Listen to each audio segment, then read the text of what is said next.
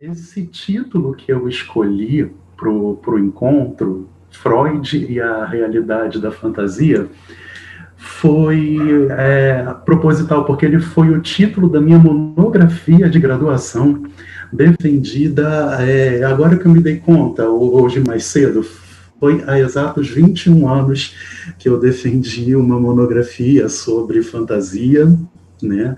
E que logo depois eu fiz uma dissertação de mestrado sobre as fantasias e, por fim, uma tese de doutorado também sobre as fantasias. E eu não preciso nem dizer que é o tema que eu mais gosto em psicanálise, quando eu vou dar um curso de Freud, ou quando eu vou dar um curso de introdução a Freud, é essa aula que eu mais gosto de dar, é essa aula que eu espero a hora dela chegar.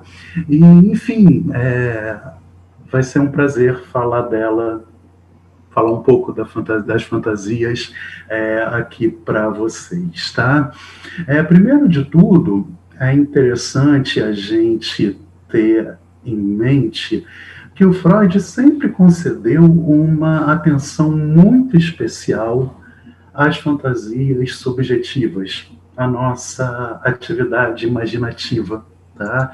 O Freud sempre se surpreendeu pelo fato do quanto que os pacientes dele e os sujeitos em geral se entregavam aos mais diversos devaneios, aos mais diversos castelos no ar que eles construíam para si, o quanto que o sujeito acalenta a sua fantasia como sendo o seu bem mais íntimo, o quanto que os sujeitos constroem as mais variadas teorias fantasísticas a respeito de si, a respeito dos outros, a respeito do mundo em geral, né?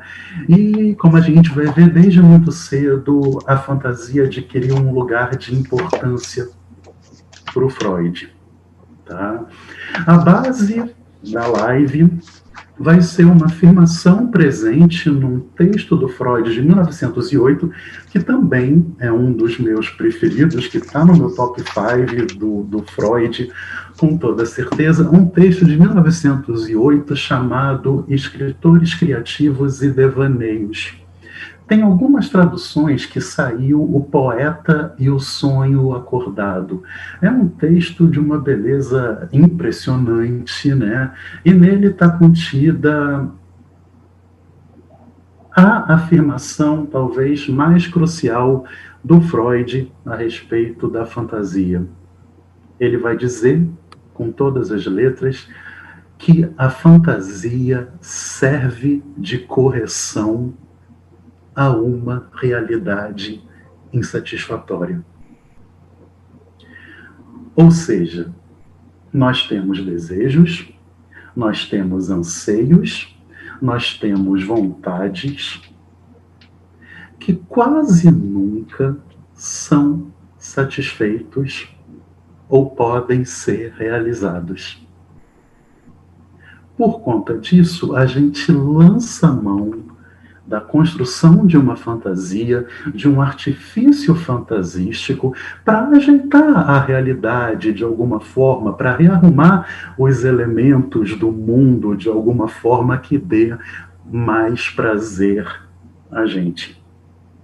Isso não é um mecanismo patológico, isso não é um mecanismo doentio, muito pelo contrário, é um mecanismo, é um processo absolutamente normal e comum, tá? São 7h10 da noite e eu posso garantir que só no dia de hoje nós sofremos mais de 50 ou 60 decepções do mundo, cada um de nós, e frente a essas 50 ou 60 decepções, a gente se viu tendo que construir uma fantasia, tendo que rearrumar os elementos da nossa realidade de uma forma que desse mais prazer a gente e que satisfizesse os nossos anseios. Tá? E se tratando de um curso de especialização em clínica psicanalítica, é interessante também a gente tratar um pouco da afirmação do Freud de que a clínica psicanalítica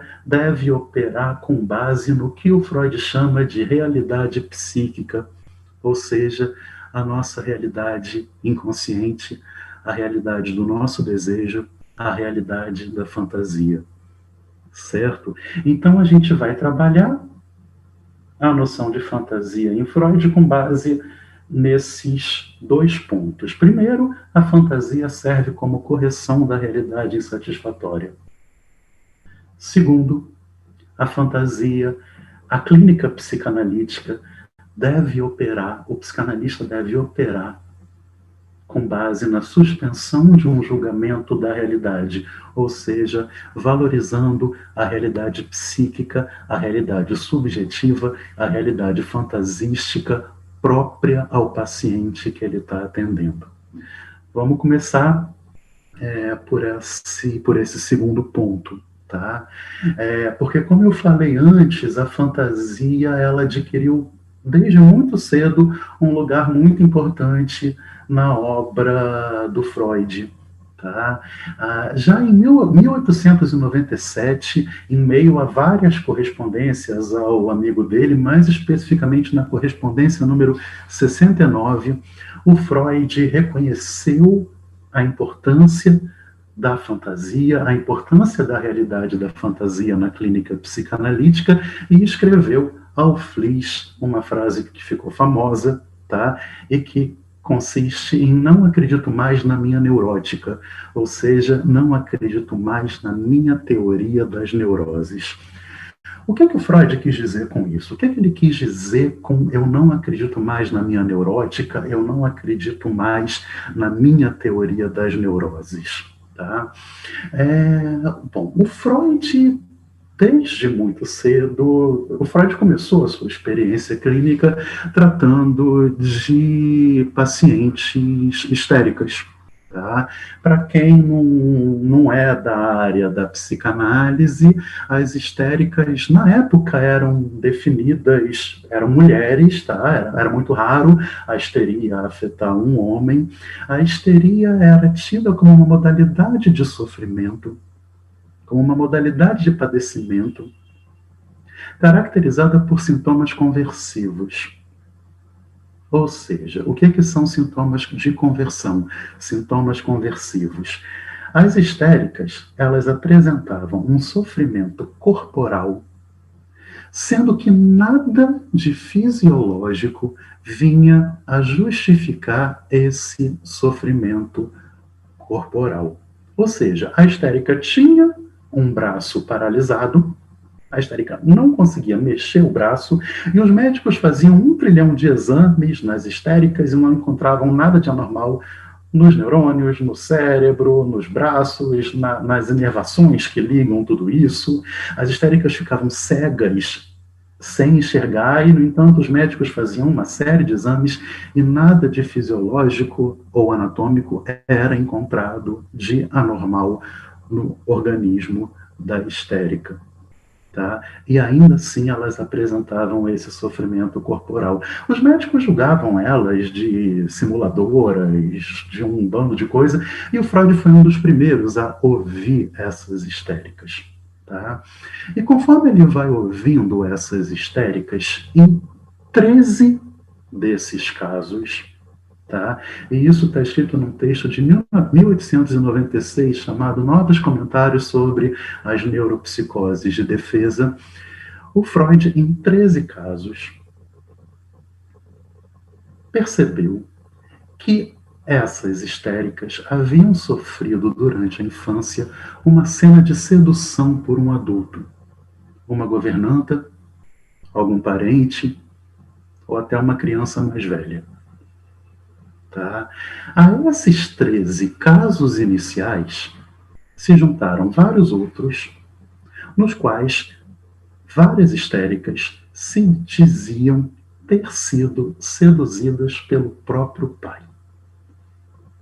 O Freud estava começando, né, nesse afã de tentar descobrir a causa da histeria, e ele acabou postulando, generalizando, isso que ele viu nesses casos, e acabou construindo a teoria da sedução sexual, uma teoria que dizia que as histéricas sofriam em virtude de uma cena de sedução por um adulto na infância.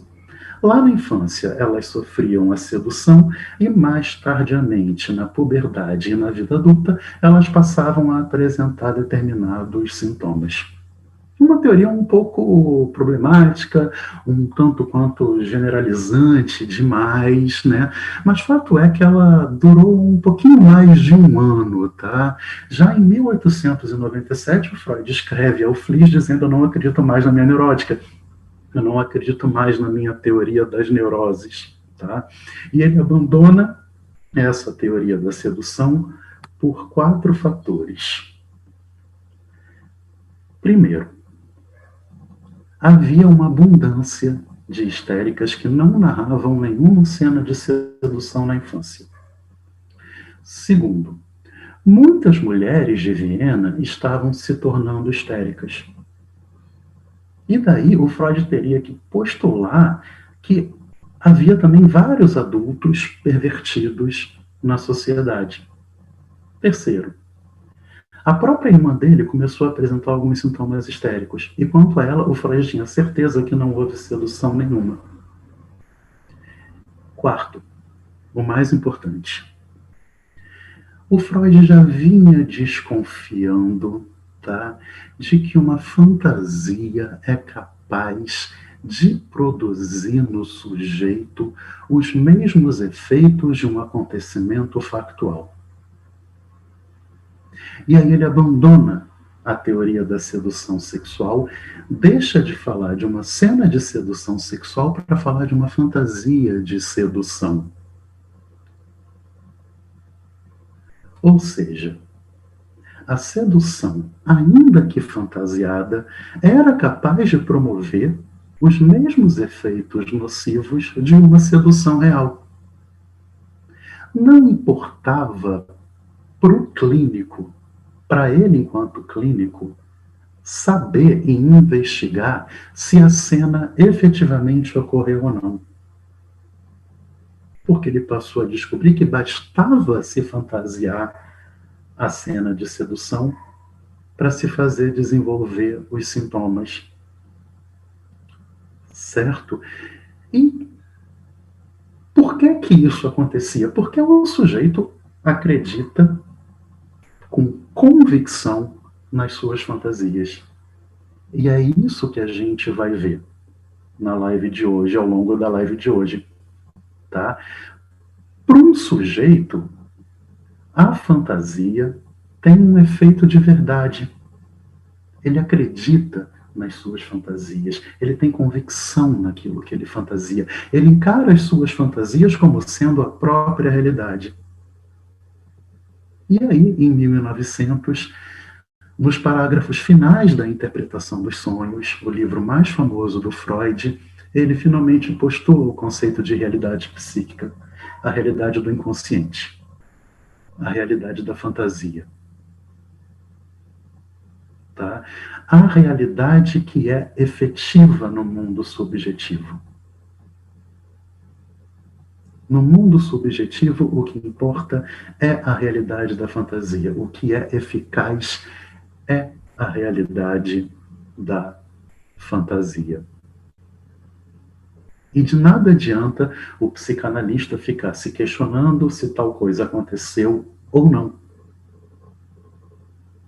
O que importa é saber que, ainda que seja uma fantasia, o sujeito em análise toma aquilo como verdade, toma aquilo como verdadeiro. Tá? Vamos ver isso então. Como é que o sujeito ele toma a realidade psíquica enquanto verdadeira? Vamos ver alguns exemplos. Tá? E tanto o fato do sujeito encarar a realidade psíquica como verdadeiro, como o fato da realidade psíquica ser decisiva para ele. Vamos ver alguns exemplos que a gente pode trazer aqui. Eu, Ricardo. Tá? Se cada pessoa que eu conheça for me descrever, vamos supor que eu conheça 2.000 pessoas. Se cada uma dessas 2.000 pessoas for me descrever, eu posso ter certeza que eu vou ter exatamente 2.000 descrições completamente diferentes. Porque cada um vai me ver não em conformidade com aquilo que eu sou, mas em conformidade com as fantasias que as pessoas têm de mim. Um aluno vai me ver de forma diferente da minha mãe, vai me ver de forma diferente do meu irmão, vai me ver de forma diferente do meu patrão, vai me ver de forma diferente do meu inimigo. Cada inimigo vai me ver de forma diferente. Cada aluno vai me ver de forma diferente. E mais, nenhuma dessas formas de me ver corresponde ao que eu realmente sou. Porque, inclusive, se eu for me descrever, eu vou ter mais uma descrição diferente, porque eu também me vejo de acordo com as minhas fantasias e não de acordo com aquilo que eu sou, porque eu tenho um inconsciente. Eu me desconheço. Eu não tenho conhecimento total sobre mim. Certo? Então, cada pessoa vai se comportar comigo em relação às fantasias que elas constroem sobre mim. Eu vou me comportar comigo de acordo com as fantasias que eu vou construir, que eu construo sobre mim, sendo que a minha realidade é impossível de se chegar a ela. Ninguém consegue chegar ao que é a minha realidade. Tá? E cada um vai se relacionar comigo em conformidade com as suas fantasias. Se a gente pegar, por exemplo, uma criança, a criança vai olhar o pai como um grande herói, como um grande ídolo, como aquele que dá proteção, como aquele que dá segurança. E se a gente conhecer o pai dele, a gente pode dizer, o pai dele é um fracassado, o pai dele não vale nada, né? O patrão do pai dele vai descrever ele de qualquer outra forma, né? E é interessante que esse filho que descreve o pai como um herói vai se comportar com o pai como se o pai fosse um herói. E se a gente chegar para essa criança e dizer que o pai não é um herói, de nada vai adiantar. Tá? Porque ela acredita que a fantasia dela é verdadeira. Tá? E mais, se porventura ela vir a se deparar com uma frustração em relação ao pai, ainda assim ela vai ajeitar as coisas de uma forma tal para continuar vendo o pai como um grande herói. Essa é a nossa fantasia. É claro que quando eu falo que o sujeito tem uma certa convicção na fantasia, quando Freud fala isso, é claro que ele deixa aberta uma certa margem de dúvidas, tá? De modo que a gente pode duvidar das nossas fantasias, é comum, inclusive, que a gente duvide das nossas fantasias, mas que o nosso sentimento de convicção em relação a elas, tá, é sempre mais sustentável, tá, do que uma dúvida efetiva. Tá? Se eu tenho um inimigo, eu vou ver esse meu inimigo de acordo com a minha fantasia. E se alguém chegar e falar assim, não, mas ele não é tão mal quanto você pensa, isso de nada vai me adiantar. Tá? De nada vai me adiantar. E se um dia eu me deparar com uma coisa super boa que ele fez, eu vou falar assim, tá tentando se promover, tá tentando... Ele não é isso. Tá? A minha fantasia é efetiva nesse caso. Certo? E a gente vê através desse exemplo do filho com o pai, o filho quando se depara com uma frustração em relação ao pai, o inimigo quando percebe que o inimigo não é tão mal e tenta, de certo modo, rearrumar a realidade para que ela corresponda ao modo como ele pensava, a gente aí começa a vislumbrar a função da fantasia para o Freud. Função essa colocada nos escritores criativos e devaneio. A fantasia, ela serve para corrigir a realidade insatisfatória. A realidade, ela é decepcionante.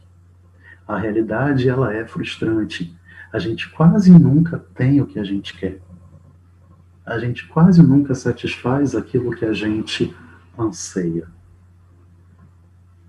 E daí a gente rearruma os elementos da realidade de acordo com as nossas fantasias. E nesse aspecto ele vai fazer uma correlação interessante entre a atividade do fantasiar e a atividade do brincar. Tá? Tanto o adulto que fantasia quanto a criança que brinca, eles nada mais estão fazendo do que rearranjar os elementos da realidade de uma forma que dê mais prazer a eles. Certo? Sendo que os dois, inclusive, acalentam essas duas atividades de uma forma impressionante, sendo que a diferença é que, enquanto a criança não consegue, não quer esconder de ninguém as suas brincadeiras, o adulto, ele sente vergonha das suas fantasias. Tá? As fantasias são consideradas por ele o bem mais íntimo que eles têm. Tá? Aquele momento em que ele vai se desligar das coisas e vai tentar ajeitar de uma forma que venha a dar mais prazer a ele, como, por exemplo, alguém que acabou de terminar um relacionamento. Tá? Um rapaz acabou de terminar um relacionamento e é óbvio que a menina não está mais afim dele. Ela terminou com ele, ela está com outro, ela não quer mais saber dele. Tá? Mas ele não quer acreditar nisso. Então é comum, por exemplo, isso já aconteceu com todo mundo, de ver uma publicação nas redes sociais da menina: olha, eu acho que isso é uma indireta a mim, eu acho que ela ainda me ama. O sujeito aí está, de certo modo, corrigindo a realidade insatisfatória de um modo que venha a dar prazer a ele. Tá? Alguém que anseia ser um grande ator, mas não tem talento para tal, ele vai se imaginar atuando em 20 mil novelas, ganhando Oscar em Hollywood, vai estar fantasiando que vai estar agradecendo a academia por tudo que aconteceu de bom naquele ano na vida dele, né? E tudo isso acalentado de uma forma muito íntima, né? Muito pessoal. E o Freud até brinca. É impressionante quando a gente vê na rua alguém entregue a sua atividade imaginativa. Pode acontecer o que for, né? Que a pessoa vai... nada vai atrapalhar os devaneios da pessoa, tamanho a intensidade com a qual ela se entrega às suas fantasias, né? Fantasias essas também que, segundo Freud, promovem um elo temporal muito interessante entre passado, presente e futuro. Tá? De modo que a estrutura da fantasia é um pouco essa. O ponto de partida é sempre o presente, ou seja, alguma coisa que naquele momento veio a frustrar o sujeito. A partir dessa frustração, ele retorna a um passado onde, segundo ele, a vida era perfeita. E aí constrói uma situação futura na qual o desejo frustrado no presente é a realidade. E ele dá um exemplo lindo, um exemplo de um órfão, certo? Que estava indo para uma entrevista de emprego, e aí no caminho para essa entrevista de emprego, ele fantasia que ele consegue a vaga, né?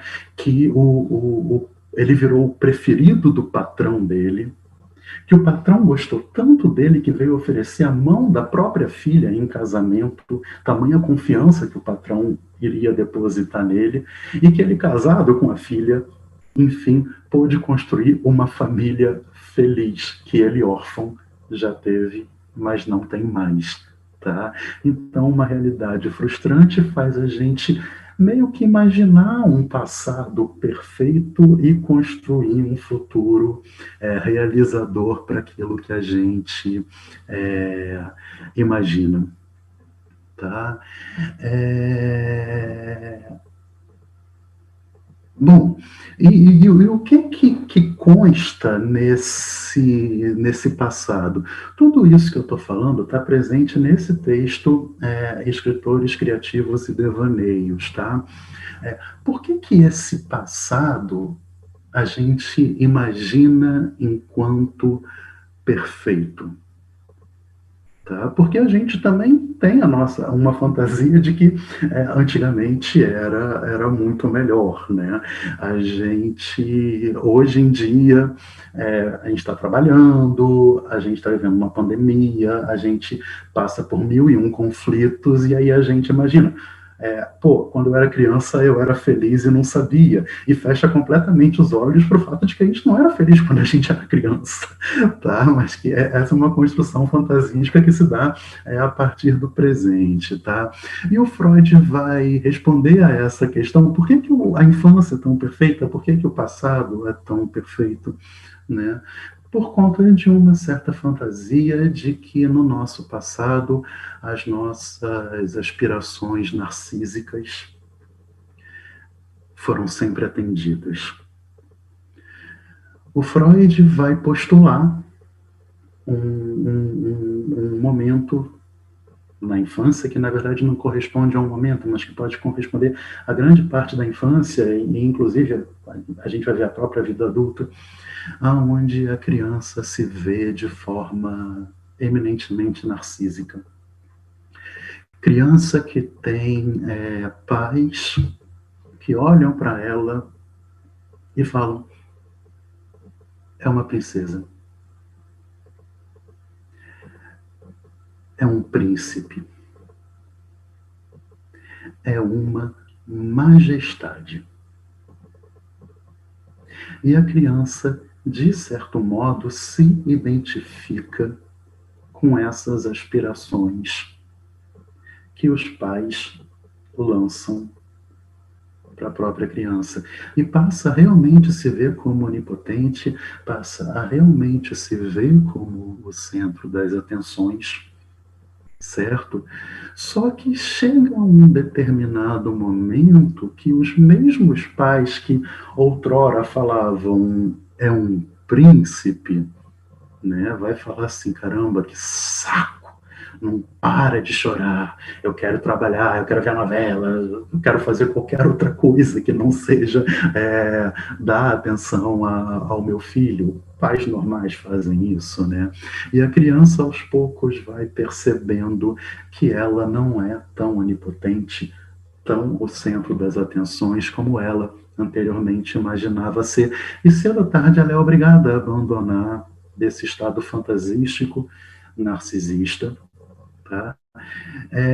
Só que esse abandono do narcisismo é um pouco característico, e nesse momento que Freud vai falar do abandono do narcisismo, ele fala uma das frases mais bonitas que ele falou: um sujeito nunca consegue abandonar de bom grado um prazer que ele outrora desfrutou. O sujeito nunca consegue abandonar de bom grado um prazer que ele outrora desfrutou. Ou seja, eu posso não me reconhecer mais como onipotente ou como centro das atenções, como aquele que vai ter tudo para si. Mas ainda assim, eu vou guardar comigo um mundo fantasístico. E nesse meu mundo fantasístico, essa minha imagem idealizada vai ser mantida. Em torno de quem gira todo o enredo das fantasias que constrói? Em torno do próprio sujeito. Ele é o protagonista da fantasia. Quem não está nem afim dele é super apaixonado por ele nas suas fantasias. Ele consegue o que ele quer. Ele é o verdadeiro centro das atenções. nada de mal acontece a ele. E quando acontece, logo na cena seguinte aparece uma providência lá de cima para salvar ele do que pode estar ou não acontecendo. Né? E aí o Freud vai falar, vai se perguntar de onde os escritores criativos, de onde os poetas tiram inspiração para escrever o que eles escrevem. E a resposta é da fantasia deles. Ele não está falando de grandes poetas ou de grandes escritores, ele está falando desses atores de novela, dessas revistas Júlia, essas coisas meio esculhambadas que giram em torno de uma heroína, de um herói, né? E se pergunta como é que o público acaba curtindo tanto isso que se escreve e essas revistas acabam fazendo tanto sucesso. Porque ele se identifica com um herói ali presente, com a heroína ali presente, porque ele fantasisticamente, no seu passado, também foi assim. Esses romances mais furrecas, todos eles têm um herói, uma heroína. E tudo gira em torno desse herói ou dessa heroína. A vida é perfeita. Os personagens bons são aliados do herói.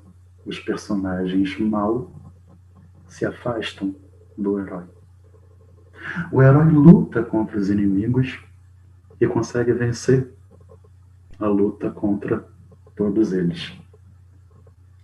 Se ele termina um capítulo desmaiado, o capítulo seguinte começa com ele milagrosamente acordando. E no final, ele tem a mulher, as mulheres, o homem, os homens que ele procurou a vida inteira no romance. Ou seja, tudo o que um leitor narcisista frustrado deseja ler. Certo? É isso que o Freud fala a respeito das fantasias, é isso que é desse modo que as fantasias acabam corrigindo uma realidade que nunca vai atender ao nosso narcisismo óbvio, tá?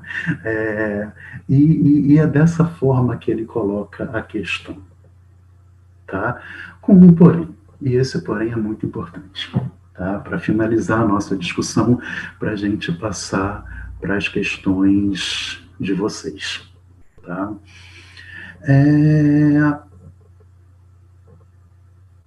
Disse lá no início da live, e reafirmei ao longo dela, que o Freud diz que a clínica psicanalítica deve operar com base na suspensão de um julgamento da realidade, ou seja, que deve valorizar a fantasia, que deve valorizar a realidade psíquica. Sim, mas não é só isso. A gente veio percebendo ao longo disso que foi falado, que a fantasia ela tem uma função defensiva primordial. A fantasia ela é como um anteparo. A fantasia ela serve como uma espécie de tela a desprazeres, a traumas, a frustrações, a desamparos. Tá? Então, o psicanalista também deve encarar, é interessante que o psicanalista também encare essa função da fantasia como aquilo que está tentando esconder alguma coisa. E tente ver o que está, de certo modo, para além dessa fantasia. Um certo desamparo, um certo desprazer, uma certa frustração, uma certa impossibilidade.